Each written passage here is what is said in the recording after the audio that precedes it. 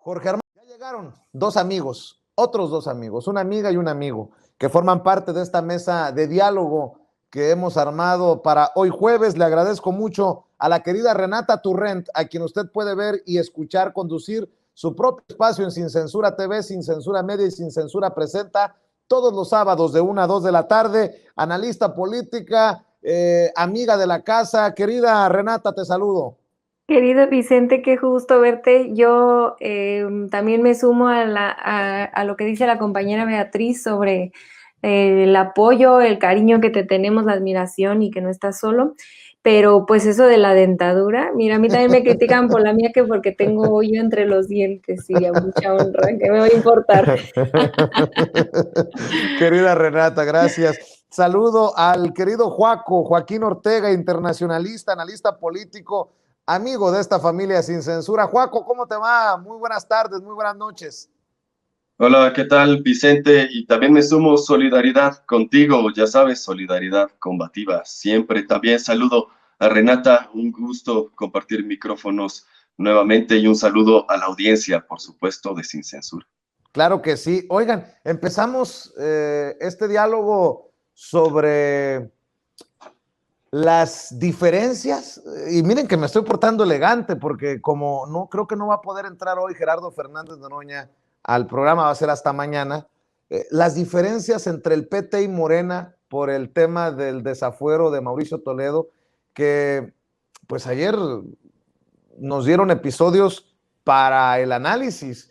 Se van de la sesión los miembros del grupo parlamentario del PT, hay fuertes declaraciones, y menciono a Gerardo Fernández Noroña porque es uno de los más mediáticos personajes del PT, no crean que hay algo personal o directo, y bueno, denme su opinión, ¿por qué costó tanto trabajo llegar al desafuero tanto de Saúl Huerta, acusado de abuso sexual de menores, de Morena, y de Mauricio Toledo, este impresentable del PRD en algún momento, después del PT, al que pareciera que se le debe una factura importante? Dame tu opinión, Renata.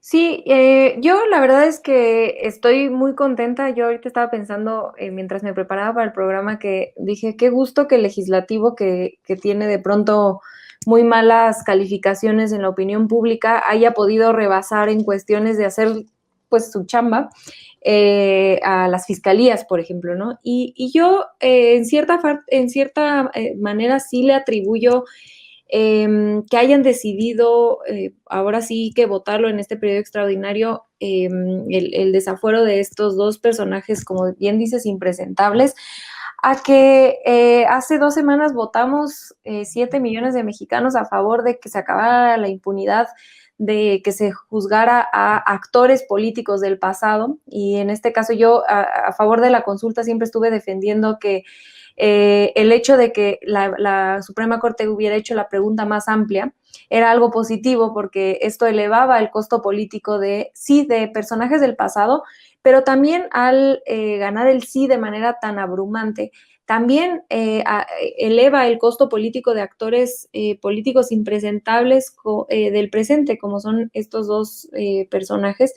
Y yo sí felicito pues ahora sí que nada más a Morena no voy a felicitar, por supuesto, al PAN que haya votado a favor del desafuero, porque son unos cínicos, ¿no? Es obvio que la razón por la cual están votando a favor no son razones ideológicas, sino meramente partidistas, pero aquí el análisis que creo que se tiene que hacer es del voto de Morena, porque pues es para desaforar a uno de sus aliados más, a su aliado más cercano, ¿no? Que son los compañeros del PT, a quien les tenemos todo el cariño, todo el respeto, pero en esta ocasión yo disiento con la posición que toma el PT y pues me da mucho gusto y mucho orgullo a mis compañeros de Morena, mis compañeras de Morena que votaron a favor del desafuero. No sé qué opine mi compañero Joaco.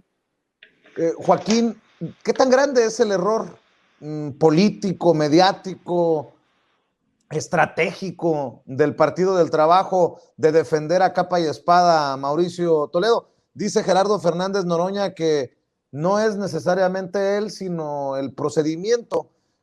Bueno, si fuera el procedimiento, creo que hay cosas más importantes por delante que defender a este personaje en este momento histórico. Dame tu opinión, Joaco. Bueno, el procedimiento siempre es una salvaguarda para no decir lo que en verdad se está defendiendo. El procedimiento fue también un pretexto para digamos, hablar mal, por ejemplo, de la consulta pasada. El procedimiento fue también un pretexto para que no fueran en contra de Cabeza de Vaca, porque era en medio de unas elecciones. Este siempre ha sido el pretexto y sí es de sorprender, como bien dices, Vicente, un poco el argumento de la Realpolitik por parte del Partido del Trabajo. Lo primero que vemos con estos dos desafueros, y haces bien en notar la diferencia, es que primero dentro de Morena hay un actor político en donde se da el mensaje que puede ser juzgado por cosas como comportamientos impropios de naturaleza sexual. Esto marca un antes y un después de una política de impunidad absoluta a un tipo de política en donde, caray, ahora las amenazas sí se cumplen, siempre no era un discurso. Y este giro de timón, por supuesto, impresiona a propios y a extraños, y en este caso los propios fueron los del Partido del Trabajo, un partido que si bien ha arropado muchas veces las mejores causas, también es un partido construido en el yunque, en la hoguera de la vieja política, en donde el discurso y la realidad tenían un divorcio importante. ¿Por qué el Partido del Trabajo arropa a Mauricio Toledo en este caso, que tuvo además el deshonor de huir de México? Lo arropa, pues él gana, por supuesto, gana impunidad, gana una curul, seguir viviendo el presupuesto y un manto de protección política de esta Realpolitik. ¿Qué es lo que gana el Partido del Trabajo? Esa en realidad es la incógnita. ¿Qué es lo que ofrece Mauricio Toledo? Una base política o quizá algo que no es tan fácilmente confesable. Quizá tendríamos que aludir de nuevo al procedimiento. Y esto es importante. Tú que ya fuiste candidata, Renata, creo que es fascinante. Para mí es fascinante, ojalá que le resulte interesante a la audiencia. Cuando te apoyan para un tema como el caso, y dice Gerardo Fernández Noroña que malagradecido nunca va a ser, cuando se necesitaron votos, brincan Toledo y Serrano del PRD al PT. Políticamente, ¿hasta dónde sostienes ese agradecimiento? ¿Hasta dónde llega esa deuda política por haber intentado rescatar la presidencia de la mesa directiva de la Cámara de Diputados? Porque muchos de estos vaiviene, de la política, pues son hasta cierto punto normales. Te doy, te debo, te pago, me prestas, pero me llama mucho la atención que se haya llegado a este punto por lo que se dio en aquella discusión, en aquella posibilidad de que el Partido del Trabajo llevara la presidencia de la mesa directiva de la Cámara de Diputados. Qué gran pregunta. Yo creo que justo como dices, ¿no? Mucho en política y en realidad creo que en casi cualquier profesión los negocios son muy similares, ¿no? Ahora sí que nada se da de gratis. Pero creo que aquí lo central que cualquier político y por lo menos la manera en la que yo entré de manera momentánea a hacer campaña y ahorita pues ya no ando en eso, pero es que justamente como tú mencionas, ¿no? Es muy fácil tener o se tienen que hacer alianzas, se tienen que negociar, al final de cuentas hacer política es convencer, negociar, elegir entre inconvenientes. Pero creo que como política o como político siempre tienes que tener algún eje rector moral que te guíe, ¿no? Y creo que a mí me enorgullece mucho y sé que a los compañeros de Morena los guía el no mentir, no robar y no traicionar al pueblo. Y creo que el hecho de ambos desafueros, ¿no? Cualquiera de los dos traicionaría ese principio. Entonces creo que ninguna lealtad, ninguna negociación, ningún apoyo previo va por encima del pueblo. Entonces, en el caso de Toledo, pues le robó a la gente, ¿no? Es bueno, y si no lo hizo, pues no sé qué hace en Chile, ¿no? No sé dónde ya esté por ahorita. Va a Pero regresar, no seas mal pensada, Renata Turrent fue a hacer negocios familiares porque sus papás son chilenos, pero él se va a presentar por su propio pie ante las autoridades. Somos unos desesperados, somos unos, híjole, ¿qué te digo? es verdad. Yo porque ando de mal pensada, pero es que pues un viaje en pleno COVID, justo cuando lo andan buscando, suena un poquito raro, pero bueno, es uno de los ejes que creo yo, y con esto no estoy diciendo que a fuerza la gente tenga que seguir los políticos tengan que seguir ese eje moral, ¿no? Con que sigan el eje moral que ellos consideren. A mí me fascina el de no mentir, no robar y no traicionar al pueblo. Y creo que para complementar un poco lo que decía Joaco, es el hecho de que se haya desaforado a alguien por abuso sexual infantil, como dice, en los hechos, es el único partido que hemos hecho algo para decir este tipo de comportamientos en contra de la vida de un ser humano, de la dignidad de un ser humano, como es abusar sexualmente de un niño, una niña, no pueden ser parte de la política que llevamos. Entonces, a mí creo que el análisis de este desafuero me gusta porque lo podemos llevar a que es una decisión ética, una decisión moral de los legisladores y las legisladoras. Y me encanta ver en mi país que por primera vez de mis 34 años de vida se puede ver a un poder legislativo que está pensando en sus decisiones políticas, poniendo la moral como eje principal. Y eso a mí me enorgullece muchísimo porque nunca en mis 34 años de vida lo había visto, y lo digo con orgullo del partido por el que he votado. Es el único partido que ha hecho algo así con gente de sus propias filas, ¿no? Aquí no es la primera vez que con hechos, como decía Joaco, se demuestra que no somos iguales. En ese sentido, Joaquín, ¿estamos ante la posibilidad de ver más desafueros o no? ¿O cómo lo ves? Porque en su momento muchos dijimos, hey, que se busca el desafuero de Ismael Cabeza de Vaca, el senador del PAN, por esto de quererse zumbar a una chavalilla y estar en un WhatsApp de padrotes. No pasó nada. Oye, ¿qué onda con la investigación de los más de 1,000 millones de pesos que le dio el gobierno de Peña Nieto a Josefina Vázquez Mota, la senadora del PAN? No pasó nada. Hay impresentables señalados, como el exgobernador de Coahuila, el priista Rubén Moreira, y ahí está como coordinador del PRI en la Cámara de Diputados. Dame tu opinión, Joaquín.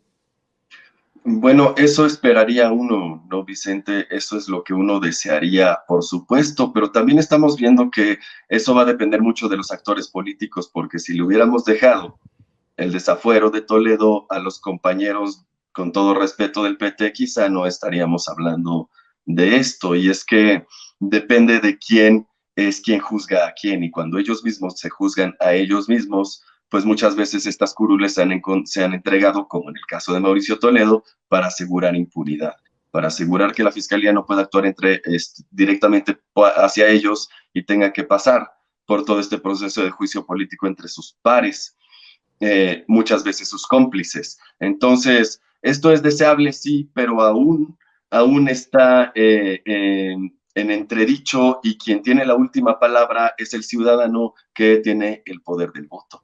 Y si lo ejercemos de cierta manera, escogemos una nueva política en donde los políticos pueden juzgarse entre ellos mismos y condenarse, pues a lo mejor, y estas buenas intenciones, Vicente, pues sí. También habría que ver si la fiscalía está dispuesta a presentar las acusaciones a tiempo, y si los otros grupos parlamentarios no van a actuar como un tapón. Así es, y ya que estamos hablando de esfuerzos desde el legislativo, perdón que no lo tenía en el radar para ustedes, pero ahorita en la plática me acordé. Oigan, ¿no les parece inmoral que los partidos políticos en plena cuarta transformación vayan a recibir, y está en la Constitución, no se asusten, no se alebresten las personas que nos están viendo y escuchando por lo que voy a decir, pero cerca de 6,000 millones de pesos a partidos políticos, en un país con tantos pobres, en un país en donde el presidente se ha amarrado el cinturón, se ha jalado el cinturón con la austeridad republicana, que si bien no han seguido muchos, como los consejeros del INE, como los magistrados del Tribunal Electoral del Poder Judicial de la Federación, a mí en lo particular me generó mucho malestar que Lorenzo Córdoba diga, bueno, no es decisión del INE lo de los 6,000 millones de pesos o 5,800 tantos millones de pesos, es porque así está en la Constitución, así lo dicta y no está para el debate. De acuerdo a los estatutos, de acuerdo a las reglas, son cerca de 6,000 millones de pesos. ¿Hasta cuándo? ¿Hasta cuándo? Cuando tenemos, insisto, esfuerzos de austeridad republicana, ¿hasta cuándo le vamos a dar dinero los y las mexicanas a las instituciones políticas para que hagan sus reuniones en restaurantes chingones, para que tengan oficinas machuchonas? Es lo que yo pienso. ¿Qué piensas tú, Renata? Totalmente de acuerdo, para que compren plumas, que se compren de estas plumitas, se compran plumas ahí de 7,000 pesos y esas cosas, por supuesto, y si así está la Constitución, para eso tenemos mayoría, digo, no tenemos mayoría calificada para cambiar la Constitución, pero se puede construir, y eso es parte de lo que tendría que estar impulsando, por supuesto, Morena, que la austeridad vaya más allá del Ejecutivo, ¿no? Porque como bien decías, el INE es un escándalo. Mira, yo al Banco de México le tengo muchísimo respeto, trabajé ahí algunos años y hay mucha gente muy preparada, muy honesta, pero es un escándalo lo que se gasta en sueldos en altos funcionarios, ¿no? Es un escándalo, y que ahí ojalá y Arturo Herrera llegue a poner orden. En todos estos organismos autónomos, que con esto no estoy diciendo hay que destruirlos o no, yo estoy a favor de que se disuelvan algunos, no necesariamente el INE, definitivamente no el Banco de México, pero estos sueldos que no están acordes a la Cuarta Transformación y por lo que votamos 30 millones de mexicanos en 2018. Esto de que no puede haber gobierno rico con pueblo pobre es algo que le resonó a la gente, le sigue resonando a la gente, y no podemos tener algunas partes del Estado mexicano avanzando, del gobierno mexicano avanzando, y otras partes quedándose en el siglo pasado. Entonces, ojalá que se tome la propuesta de que se reduzca el presupuesto de los partidos políticos a la mitad. Sería, bueno, maravilloso. Todo es que no se tienen por qué estar gastando 6,000 millones de pesos en partidos políticos, así como no se tiene por qué estar gastando. El sistema electoral mexicano tiene que encontrar la forma de operar de manera más austera. Mi querido Joaquín, ¿exagero? No, no exageras, Vicente, para nada exageras. Pero es muy buena tu pregunta, porque viene mucho con lo que decíamos antes. Hay un monopolio de la acción política, que también tiene que ver con un monopolio del control del presupuesto, y que no es una especie de confrontación entre los políticos y la sociedad civil. Muchas veces es un amaciato, son personas que están en contubernio para tener un sistema que les favorece particularmente a ellos como grupo orgánico. Particularmente pongo en relieve lo que está pasando en el Tribunal Electoral, en donde hay un magistrado que es calderonista y hay otro que tiene afinidad por alguien más, y es porque los partidos políticos son quienes eligen a estas personas. Ellos mismos se autoimponen unos presupuestos principescos. El más grande del mundo tiene el INE en este caso, que además se quejó de que no tenía suficiente dinero para la consulta, y aquí el tema también va para allá. El hecho de que cosas como lo del desafuero que mencionábamos antes, o como la consulta para juzgar en los crímenes del pasado, o la consulta que viene, son pequeñas acciones de democracia que de alguna forma resquebrajan ese monopolio de la partidocracia y de las instituciones de la sociedad civil, y por eso los odian, por eso no quieren que suceda, porque de alguna forma les estamos quitando ese monopolio. Entonces, volviendo a lo del presupuesto, cuando a Lorenzo Córdoba se le pregunta sobre esto mismo, los salarios más grandes que el presidente, el presupuesto más grande de cualquier institución a nivel mundial, él simplemente respondió hay otros que ganan más. Ya ni siquiera se molestó para hacer un análisis técnico de por qué merecían ese tipo de presupuesto, simplemente ya con un autoritarismo infantiloide responde de manera déspota. Entonces, están muy seguros ahí donde están, por el momento, muy seguros de su poder y de su control. A mí me parece que lo que pasó, por ejemplo, en la consulta pasada, es una burla al electorado, una burla al gobierno, una burla a la democracia misma, y que todo eso debería ser revisado a conciencia y también viendo cuáles han sido las actuaciones consistentes de estos organismos. Pues no hay de otra más que remitirse a la evidencia, Vicente. Así es, oigan, y prepárense porque se viene nuevamente un debate sobre la pregunta de la consulta popular, así como tuvimos un debate sobre la consulta popular del 1 de agosto y que hasta intervino la Suprema Corte de Justicia de la Nación y la cambió.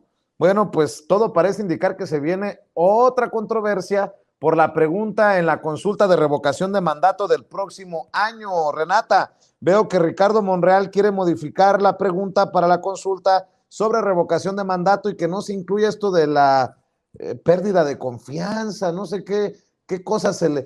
Yo digo, ¿qué necesidad de rebuscar una pregunta para el pueblo tan sencillo como, ¿quieres que siga el presidente en su cargo hasta que cumpla en el 2024 o ya quieres que se vaya?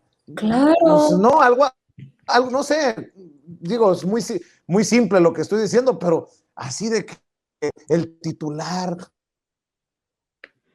del Poder Ejecutivo. Renata.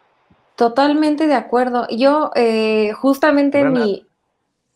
ya me escucha más. Justamente mi crítica, digamos que cuando salió la pregunta de la Suprema Corte, yo a favor tenía que fuera más amplio, entonces lo que ya decía yo en mi intervención inicial, de que podía incluir a más funcionarios, pero mi queja era que era muy compleja de entender, ¿no? Hay gente que la tenía que leer, yo la tuve que leer varias veces para entenderla y creo que yo lo que argumentaba en este sentido era que hubiera sido bueno que la Suprema Corte entendiera que parte de esta transformación del país es que la política ya no se queda en ese lenguaje que nadie puede entender, que la política, que lo público solamente sea para los políticos y que la vida pública se quede en esa élite que pueda hablar con palabras así que no se puede ni siquiera pronunciar.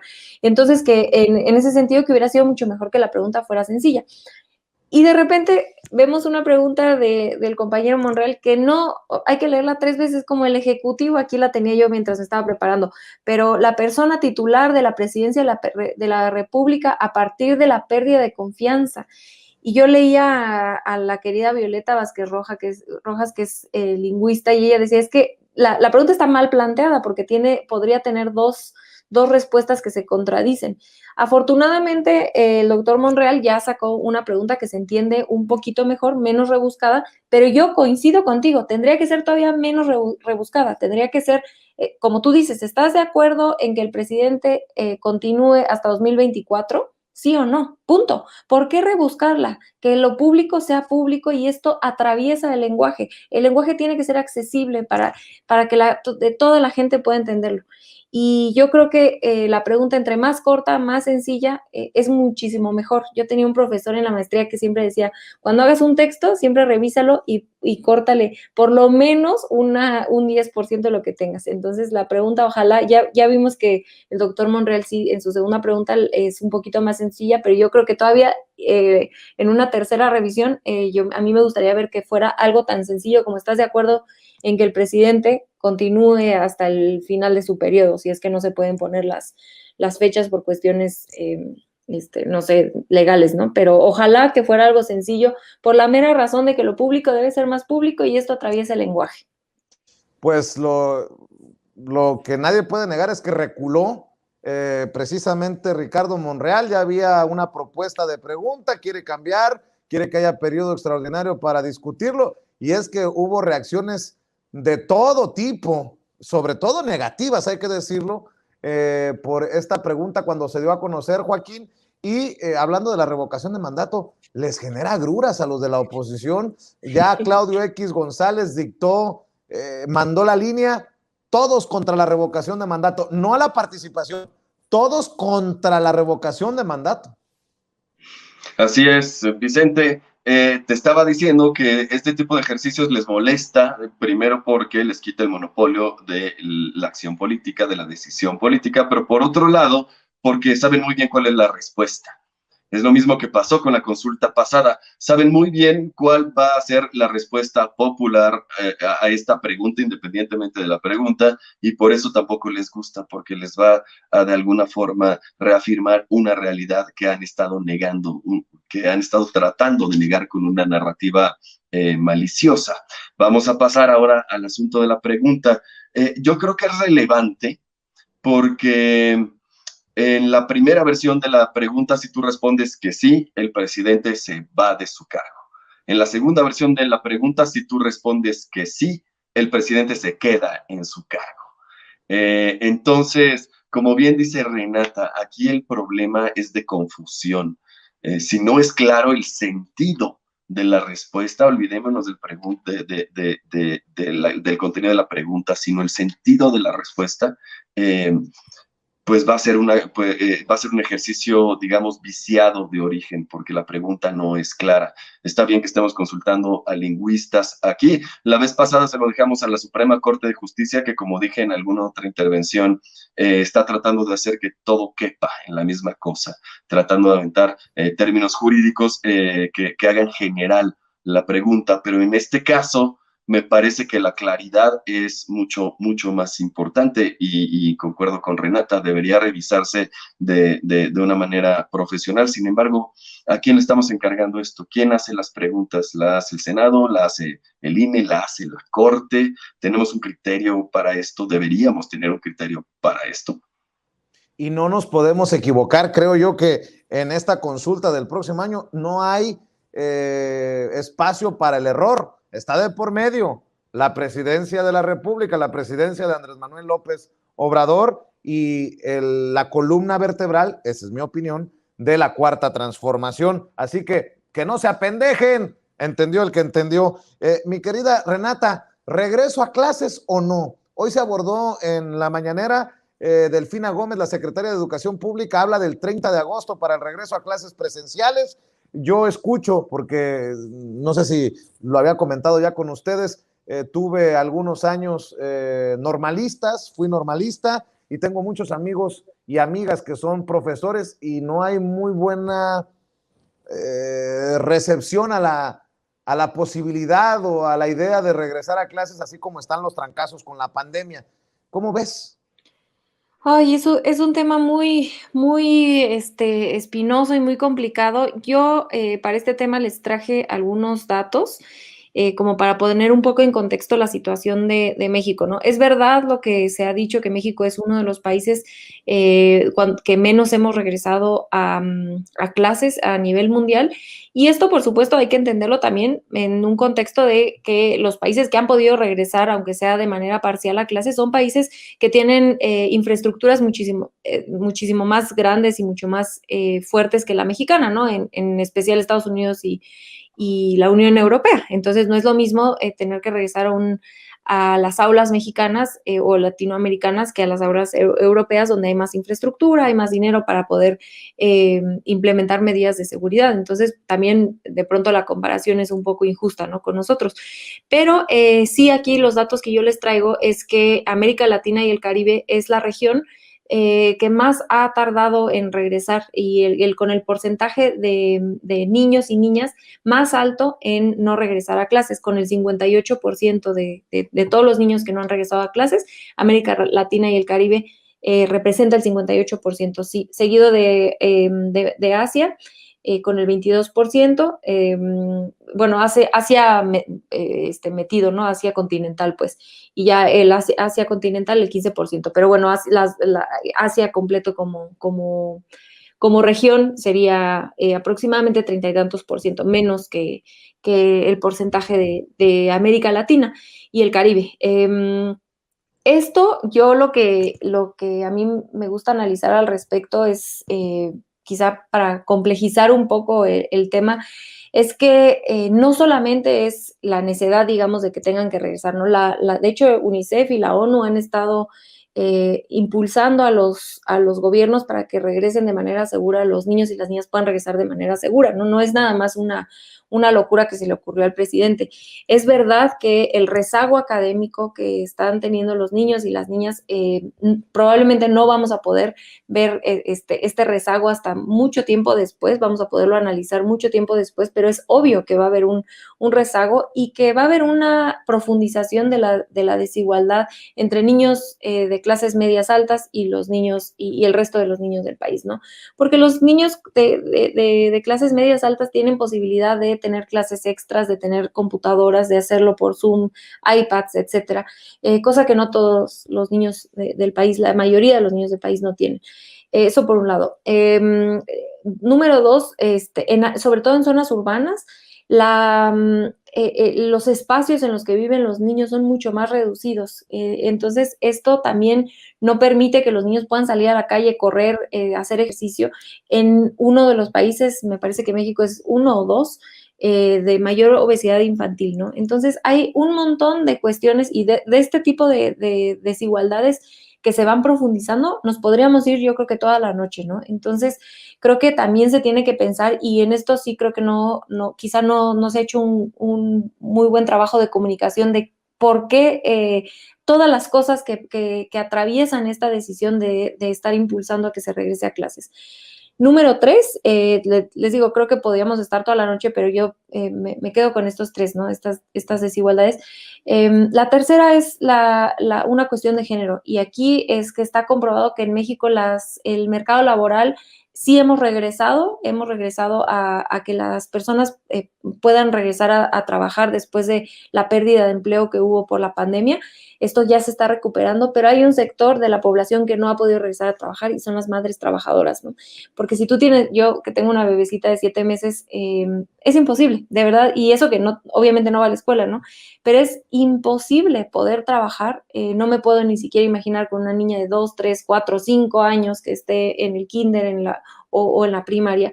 No se puede avanzar en el trabajo. Entonces, muchas madres no pueden regresar al mercado laboral porque sus hijos no van a la escuela. Entonces, esto es otra de las cuestiones que también se tiene que considerar.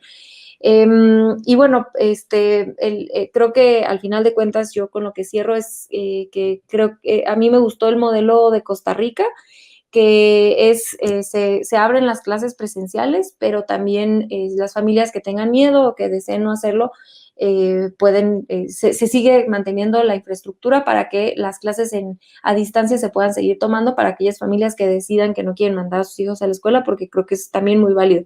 Ahora, esto también tiene un matiz, que es que los maestros tendremos que ver de qué manera acomodamos a los maestros para que no tengan que trabajar doble, ¿no? Porque sería también injusto pedirle a los maestros que den clases presenciales, pero que también estén subiendo el contenido en línea o en la televisión. Pero bueno, creo que esto, de cierta forma, el año pasado, pues ya tenemos mucho camino recorrido porque todos los programas que se transmitieron en la televisión, pues fueron grabados, se pueden repetir, etcétera. Entonces, creo que un híbrido de ese estilo, que me parece que es un poco el sentido en el que el presidente ha estado impulsando, porque de hecho se regresa a clases, pero al final de cuentas aquí no se obliga a nadie. Es lo que creo que entre los inconvenientes lo mejor, ¿no? Pero definitivamente es un tema muy complicado. Pero bueno, yo dejo aquí estos temas que lo complejizan más, pero que creo que abonan un poco a entender por qué tanto la ONU, la UNICEF, el presidente están impulsando porque esto avance, ¿no? Qué complicado el tema, Joaco. Te lo digo porque en Estados Unidos mi hijo en edad escolar vamos a clases presenciales, regresamos al niño a clases presenciales o que se quede desde casa. El niño quiere salir, pasa demasiado tiempo en la tableta, pero también puede ser un riesgo para sus abuelos que están en casa después de regresar de la escuela. Por otro lado, mi hermano, mi cuñada, que son docentes y que cuentan lo complicado que es estar en clases presenciales, cuidándose de todo y de todos, en fin, para ponerle los pelos de punta a cualquiera. Tienes toda la razón, Vicente, sobre todo cuando las consideraciones de seguridad todavía están vigentes en muchos lugares. Como bien mencionas, hay adultos mayores en el hogar y hacer aglomeraciones a lo mejor no está dentro de la agenda de muchas personas. Aquí es interesante lo que menciona Renata sobre algún tipo de sistema híbrido. En realidad no nos hemos planteado si el sistema educativo presencial que conocemos, que viene de la era industrial, es idóneo o qué modificaciones les podemos hacer a futuro. Y no nos lo hemos planteado porque la urgencia es la que se ha impuesto en este caso. Y en el caso, por ejemplo, de México, lugares como Oaxaca, lugares como Guerrero, mucha de la población económicamente activa lo es a través de la docencia. Hay muchos lugares en pueblos, en Guerrero, en Oaxaca, en donde si no eres soldado, eres maestro, y esas son como que las dos opciones de vida más obvias. Entonces, no nada más es eso, no solo es la economía familiar, sino que en realidad hay un montón de factores económicos sociales que dependen de que los niños vayan todos los días a la escuela, muchos factores económicos, muchos factores familiares. En ese sentido, tampoco, también tenemos una generación que es la primera vez en la historia que tiene que pasar todo un año con sus papás. Y ni los niños ni los papás estaban en realidad preparados para un reto que vino de la nada. La mayoría de los papás no han tenido que lidiar con eso. Tienen que ir al trabajo 8 horas y pues están acostumbrados a que los niños también. Y se ven pues ya en la tarde. Ahora cambia la dinámica y por supuesto empezaron a salir dinámicas a veces no muy sanas. Parte de las conferencias del doctor Gatell se centró precisamente en esto, en la salud mental y a veces en el abuso intrafamiliar que surgió de que la familia tenga que estar unida todo el tiempo. Y ahora es vital que la sociedad pues vuelva a funcionar. Entonces hay una dialéctica ahí, por supuesto, hay contradicciones. Yo lo que propondría quizá, ya siguiendo el hilo del ánimo democrático en el que nos encontramos, es que quizás se consulte a padres de familia y a maestros, a todos aquellos en edad de votar, qué es lo que consideran que sería más adecuado. Pues no, no está tan descabellado, ¿no? En estos tiempos, mi querido Joaquín. Oigan, y para cerrar, permítanme meter otro de los temas que me andan dando vuelta en la cabecita. Mi querida Renata Turrent, y además es tema que maneja muy bien Joaquín. A ver, pues no que Biden se había enojado con López Obrador, dice Raimundo Rivapalacio, no que nos iba a ir muy mal con Biden, y todo parece indicar que la relación bilateral México-Estados Unidos avanza y funciona. Y tan es así que el provocador número uno de México, el provocador profesional número uno de México, el ajedrecista, qué Kasparov ni qué chingados, Andrés Manuel López Obrador está cabrón, hablando del ajedrez político, invita a Joe Biden a México. Imagínate el éxito, el logro que sería que Joe Biden acepte visitar México y el chorro que le daría a muchos personajes que tú conoces muy bien, como Enrique Krause o León Krause o una señora que se llama Isabel. No, qué cosas, mi querida Renata. Estaría muy, ojalá que ya, para los que no saben, desgraciadamente me da vergüenza, pero son mis familiares, nunca los he conocido, pero en esta ocasión, si viniera Biden, sí me gustaría conocerlos para ver en qué calidad de coraje están.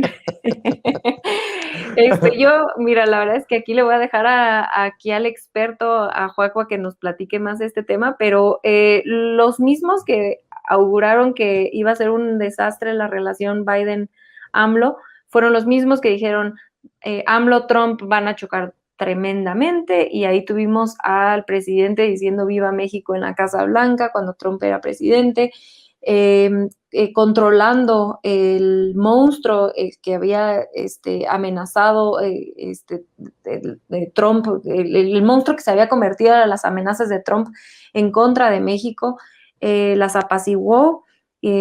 Pasábamos los años que coincidieron AMLO y Trump de manera bastante pacífica. Trump se metió poco o nada en la política interna mexicana, gracias a la gran política exterior que ha hecho el gobierno mexicano. Y lo mismo está haciendo con Biden, ¿no? También estos mismos que auguraron que iba a ser el desastre con Trump, después dijeron va a ser el desastre con Biden porque no lo felicitó, ¿no? ¿Se acuerdan? Que eso era su argumento, es que no lo felicitó. Y pues no fue así. Kamala Harris ha estado hablando de manera constante con el presidente. Vaya, hasta AMLO ¿se acuerdan ese gran discurso que dio en la conmemoración del natalicio de Simón Bolívar. De Simón Bolívar, donde básicamente les planteó todo un juego de ajedrez para cómo colaborar América Latina y el Caribe con Estados Unidos para que China no nos revolcara a todos, ¿no? En realidad es que, es hasta ridículo, estos que son la comentocracia que vive de estar haciendo análisis político, y hago aquí así, debería de perder su trabajo por estar diciendo tantas sandeces y que cada sandez que dicen le sale mal, ¿no? Todo lo que ellos van y pronostican les ha salido mal. Esta no es la excepción y sería, pues, muy, muy lindo tener a Biden por acá, sobre todo bajo las circunstancias de soberanía que se han planteado en este gobierno. Y sobre todo porque parece, me corriges, Joaquín, que Andrés Manuel López Obrador ha llevado a su terreno esta relación, o ha llevado al terreno de México la relación bilateral y la relación México con el mundo. Biden tardó, pero creo que ya aprendió eso de compartir lo de las vacunas. Vacunas que incluso por ahí se señalan, así lo dijo el gobernador electo de Nuevo León, se estarían echando a perder muy pronto en Texas, por ejemplo. Pero esta relación que parece que avanza, esta relación de odio y amor histórica entre México y Estados Unidos, yo no la veo afectada por los dichos del presidente Andrés Manuel López Obrador, tomando como factor precisamente el discurso del que habla Renata. ¿Tú cómo ves esto? Porque es un tema que debería de ocuparnos en esta semana para el análisis. Es muy interesante lo que menciona Renata, es cierto, desde el discurso de Bolívar, otros cuantos gestos de independencia, de soberanía, como ella dice, política de México, son muy claros y no vienen desde Biden, son anteriores, como ella también señala. Cuando llega Trump a la presidencia norteamericana, llega con un gran bono político que paradójicamente es resultado de una enorme debilidad institucional a nivel local, a nivel internacional. Estados Unidos o los poderes políticos empiezan a ver una pérdida quizá de potencia hegemónica y entonces, a pesar de los discursos, necesitan hacerse de aliados confiables y de preferencia territoriales, y es así como lo dijo muy bien Renata, llega López Obrador y logra tomar a la bestia. Hoy en día Donald Trump se sigue refiriendo a nuestro presidente como un amigo y alguien que le ayudó y a quien le tiene mucho respeto, y a pesar también de las diferencias políticas que pudiera haber entre republicanos y demócratas, Joe Biden llega con un tratado de libre comercio nuevo que plantea las bases de una relación completamente diferente, en donde, si bien los balances de poder no se han revertido ni lo harán nunca, sí hay una diferencia de trato en donde se está buscando áreas de actuación común. Una cosa que vamos a ver, que estamos viendo ya, es respecto a, por ejemplo, las leyes laborales. El Tratado de Libre Comercio actual impide lo que se llama el dumping laboral, y lo que estamos viendo de estas visitas que menciona Renata de Kamala Harris, que habrá más en el futuro, tienen que ver con eso, tienen que ver con asegurar justicia laboral a la americana e independencia sindical dentro del territorio mexicano. Para las empresas tanto norteamericanas como las mexicanas. También la pérdida de certificación aérea tiene que ver con eso, con que las leyes laborales en México, el trato laboral de los controladores aéreos de las personas de aviación no es igual al de Estados Unidos. Entonces, son maneras políticas de presionar para que haya este marco de actuación común que ya es independiente de la oficina oval. es una cosa continental con miras a futuro, y creo que es 100% en favor de México, de los mexicanos y de los ciudadanos en común. Muy importante. Así es, mi querido Joaco, ¿por qué no cerramos en esta oportunidad, como siempre, también hay que decirlo, invitando a la gente para que te apoyen, para que te sigan, para que estén al pendiente de lo que haces en otras trincheras? Muchas gracias, Vicente. Pues, como saben, yo estoy en Twitter como @Juaco_ORG. También me pueden ver en el canal de YouTube de Cuarta República haciendo análisis político con el maestro Daniel Marmolejo. También ando por ahí en TikTok, pero no tengo mucho material.